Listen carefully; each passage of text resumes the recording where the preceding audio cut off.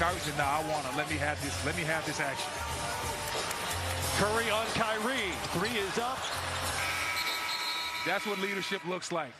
So the Warriors played the Nets tonight, and thank God the Niners beat the Cowboys, because good God, it's been the same old with the Warriors, and they got off to as much of a lead as 17 points, and were looking pretty great even in the fourth quarter. Even though some of the basketball was questionable, they were still playing some really solid offense, and the defense was pretty solid also, but then in that fourth quarter, everything just went to, I don't know, AWOL. And even before, we played way too much isolation and not enough actual Warriors basketball. Steph was, isoing way too much, which felt like the start of the year. He kind of wanted to get Kyrie a little bit, it felt like. Then you had Klay just going for, I don't know what the hell that was. We were up by 10, right? And Kuminga was there instead of Wiggins. And we went to Klay ISOs on Steph Curry.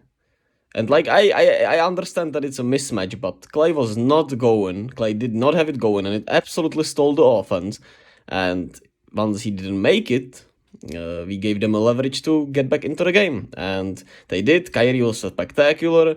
He was clutch. Then Royce O'Neal hit the big 3-pointer, and it was over. And we went for the big plays. Didn't trust our defense, and it's been the same old story with the Warriors.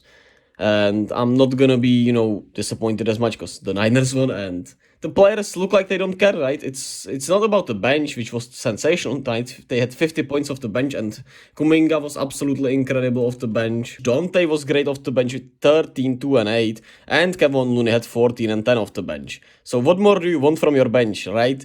And the starters just didn't have it. They just lacked urgency, they just lacked passion, they just lacked a lot. And it's been a story this season a lot.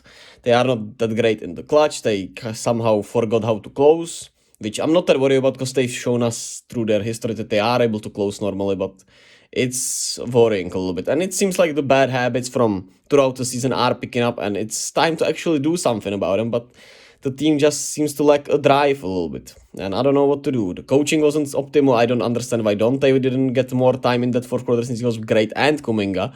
And I understand you roll with your vets, but I don't know, man. We essentially run a 9-man rotation anyway, 8-man rotation, and I don't understand it.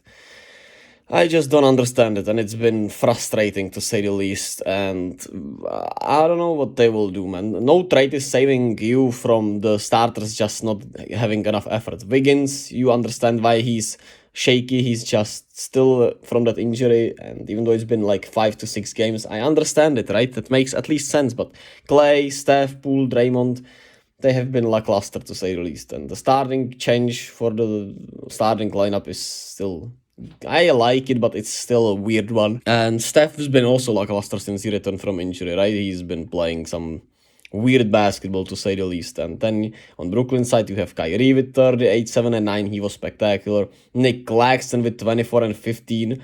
We even tried to hack Claxton. It worked a bit, but still, he was so great, it didn't matter. 3 blocks also. Royce O'Neal had 16. Joe Harris had 14.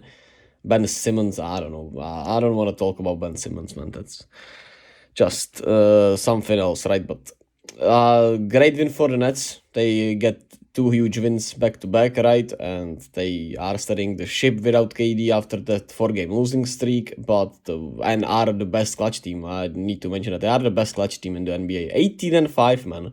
That's actually crazy. And it's understandable, right, with the players they have. But the Warriors simply need to do better, and they are playing Memphis, who got, I don't know, it was a blowout until it wasn't in Phoenix.